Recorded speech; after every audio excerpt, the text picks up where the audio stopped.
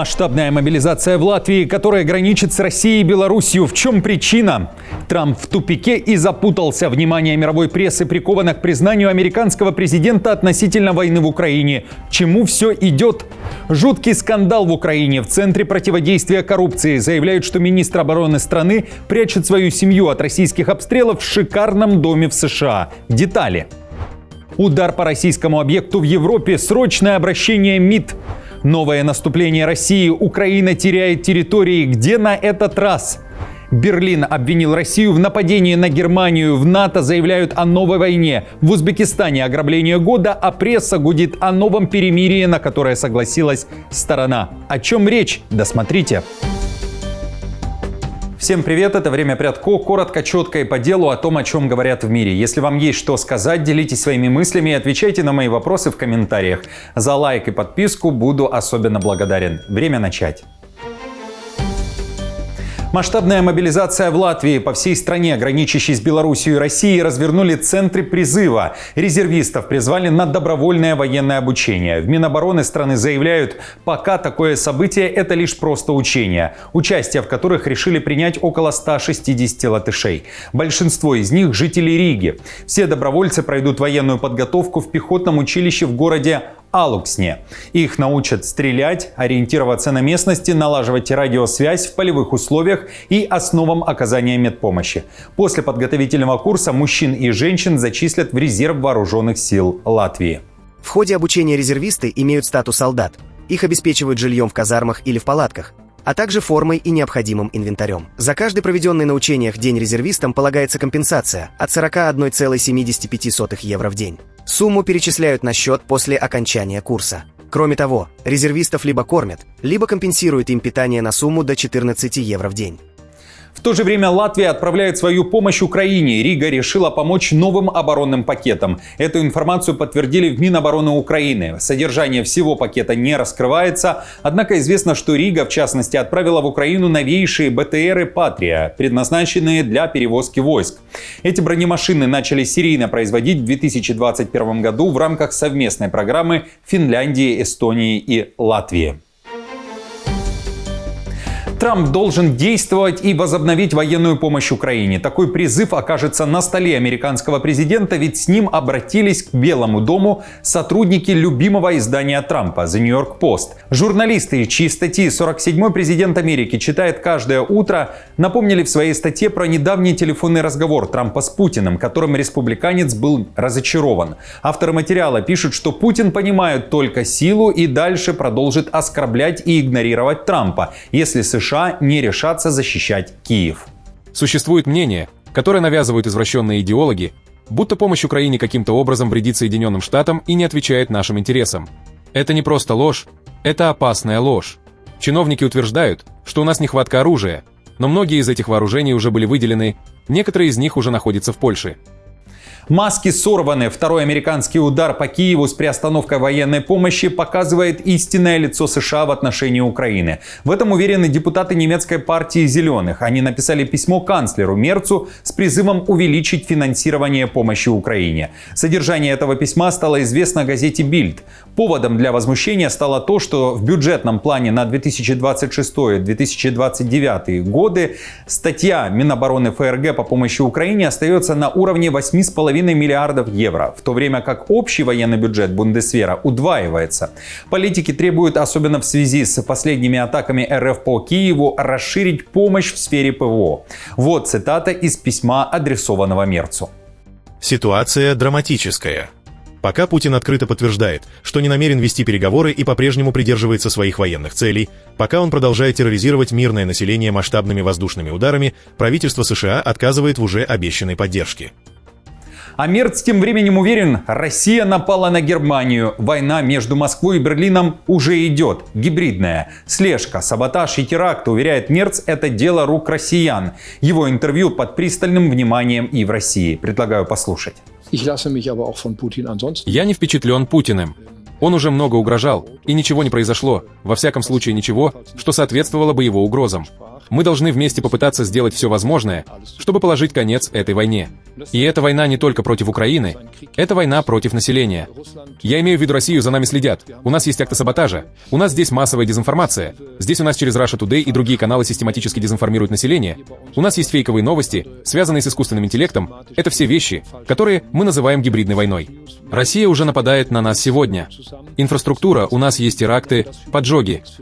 И пока звучат все эти призывы, Трамп запутался. Западная пресса в последние дни пишет, что американский президент в тупике. Издание «Политика» пишет и о том, что Трамп просто не знает и не уверен, сможет ли положить конец российско-украинской войне. Издание акцентирует внимание, что такие заявления резко контрастируют с теми задорными заявлениями Трампа, которые звучали из его уст во время предвыборной гонки. При этом для Трампа завершение войны в Украине остается приоритетным вопросом.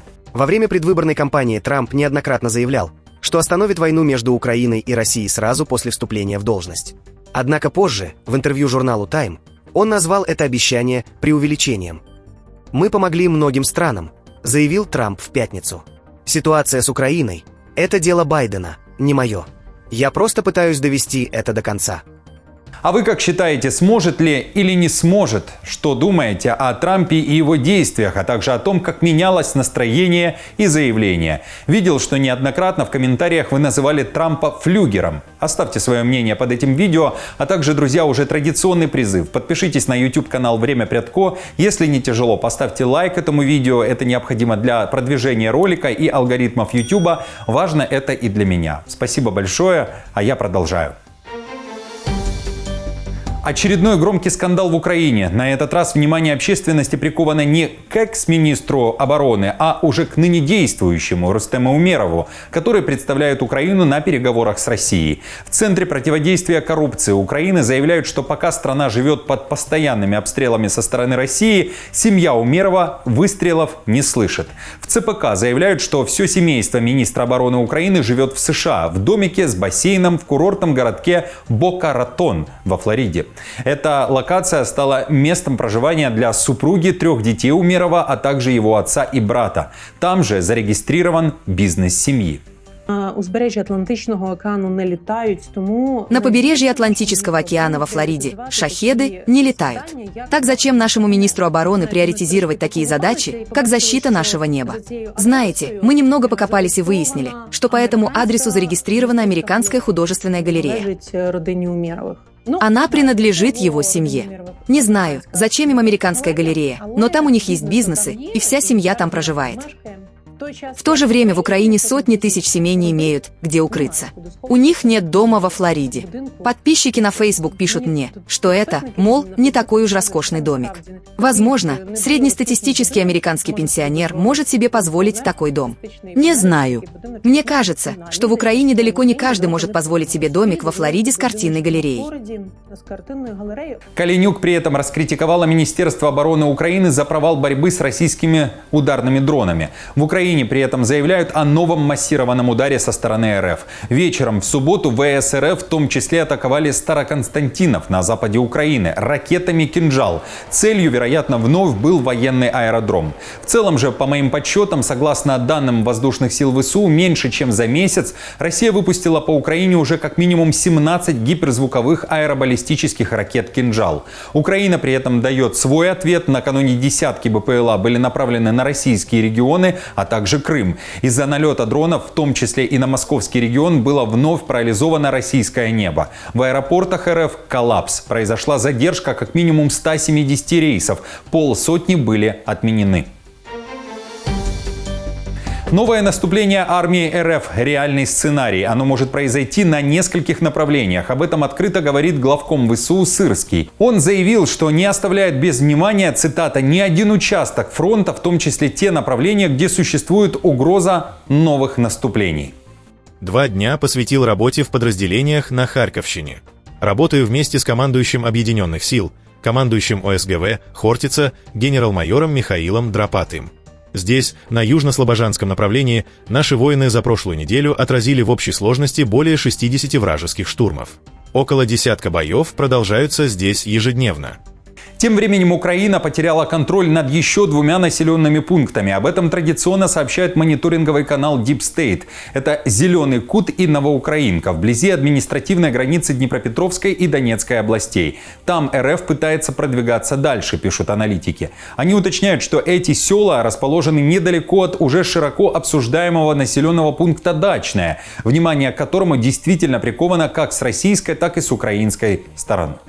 Ситуация в районе Дачного динамичная и напряженная.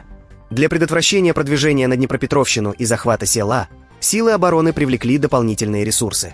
Однако из-за численного превосходства противника и непрерывных штурмов небольшими группами пехоты враг просачивается сквозь оборонительные порядки украинских бойцов, что уже давно не новость на многих участках фронта.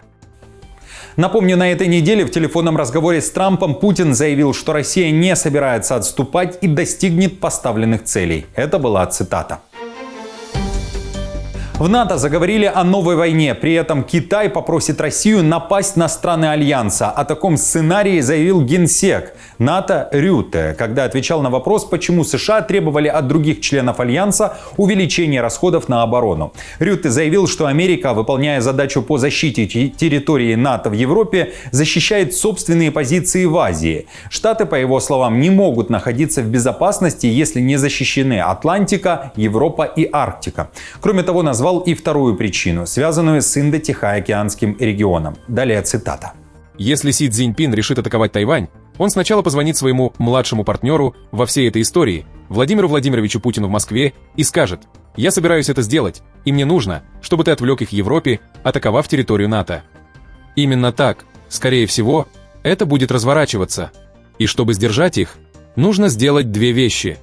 Первая, по словам Рютте, НАТО должна быть сильным альянсом. Вторая – сотрудничество с Индо-Тихоокеанским регионом. На заявление генсека уже отреагировали в России. Там заявили, что Рютте претендует на авторство главной политической глупости года, со словами о КНР и РФ, считает председатель комиссии Совета Федерации по информационной политике Алексей Пушков. Воздушная атака на российский объект в Европе. Торговое представительство РФ в Швеции снова облили краской с дрона. Инцидент произошел ночью. В российском посольстве в Стокгольме сетуют. Красочные обстрелы стали слишком частыми, а обращения к МИД Швеции с просьбой пресечь удары с воздуха не помогают. Посольство потребовало от шведских властей полноценно расследовать атаки БПЛА. Напомню, с мая 2024 года по конец мая этого года посольство России в Швеции подвергалось как минимум 11 подобным налетам дронов. В российской дипмиссии задаются вопросом. Возникает закономерный вопрос. Шведские власти не могут или не хотят расследовать эти инциденты и обеспечить защиту диппредставительств. Они согласны на перемирие, но есть условия. Хамас готов договариваться с Израилем. Как сообщает The Times of Israel, со ссылкой на источник, участвующий в посредничестве, группировка выдвинула ряд требований Нетаньяху. Во-первых, Хамас хочет гарантии, что Израиль не возобновит военные действия. Второй пункт касается доставки гуманитарной помощи. Исламистское движение требует, чтобы она осуществлялась исключительно через механизмы ООН и других международных организаций. В третьей оговорке речь идет об отводе израильских войск на позиции, которые Цахал занимал до срыва предыдущего соглашения в марте. Все три условия, скорее всего, встретят жесткое сопротивление со стороны Израиля, пишет The Times of Israel. Премьер-министр Нетаньяху с самого начала заявлял, что Израиль должен сохранить за собой право возобновить боевые действия, а не соглашаться заранее на постоянное перемирие. В Иерусалиме считают, что завершение войны оставит Хамас у власти и позволит ему восстановить силы. Однако, несмотря на оговорки Хамас, стороны могут приступить к косвенным переговорам уже в воскресенье, 6 июля в Дохе. Ловкость рук и только мошенничество. В столице Узбекистана, Ташкенте, средь бела дня ограбили банк на 90 тысяч долларов. 9 мошенников придумали схему и действовали сообща. Представившись клиентами банка и используя поддельные данные в посттерминале, им удалось получить на руки кругленькую сумму. Банк обратился в полицию, правоохранители вскоре задержали всех подозреваемых. Один из них рассказал, что около года назад начал общаться в телеграм-каналах с людьми из Китая, связанными с мошенничеством. В этих группах он получил доступ к специальному программному обеспечению, которое, так сказать, протестировал в различных магазинах, а позже злоумышленники подкупили сотрудника банка, который помог провернуть ограбление. В отношении всех 9 человек возбуждено уголовное дело. Честно говоря, я совсем не горжусь тем, что сделал, и никому не советую идти по такому пути. Легкие деньги в итоге оборачиваются бедой. Смертельное наводнение в США. В результате сильного шторма, который внезапно обрушился на центр штата Техас, погибло как минимум 27 человек. Сильный дождь начался рано утром, когда люди спали. Наводнение развивалось с пугающей скоростью. Менее чем за час уровень воды в местной реке поднялся на 8 метров. Бурные потоки сносили дома и автомобили. Полностью уничтожен христианский летний лагерь для девочек. Он был на берегу реки, сообщают власти. Более 20 детей считаются пропавшими без вести. Спасательная операция продолжается до сих пор. В ней задействованы вертолеты, дроны и сотни сотрудников экстренных служб. По прогнозам метеорологов, угроза еще не миновала. Ливни в регионе не прекращаются. У нас есть известная информация. Это 27 возможных пропавших участников лагеря, которых мы сейчас ищем. Но есть и неизвестное. Это количество людей, которые могли находиться здесь в отпуске или просто были в этом районе. Мы не знаем их число, поэтому цифры будут меняться в течение дня. Друзья, хорошего вам дня. Не забудьте подписаться на канал и поставить лайк этому видео. Оставляйте также свои комментарии под этим видео. И я напомню, новости за неделю собраны в плейлист. Переходите и смотрите. До встречи.